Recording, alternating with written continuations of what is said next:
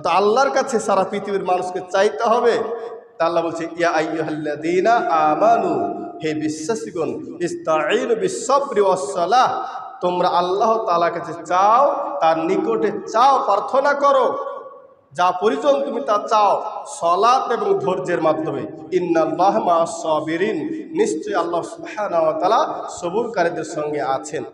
তাহলে অত্র আয়াত দ্বারা প্রমাণিত হলো যে আল্লাহ তাআলা আমাদেরকে চাইতে বলেছেন, আমরা চাইবো। আল্লাহ আমাদেরকে চাইতে বলেছেন, চাইবো, কারণ আল্লাহ চাওয়াটা পছন্দ করে, আল্লাহ চাওয়াটাকে ভালোবাসে, চাওয়াটাকে মহব্বতের চোখে দেখে। অতএব আল্লাহর কাছে আমরা চাইব, সকলে আল্লাহর কাছে চাইব।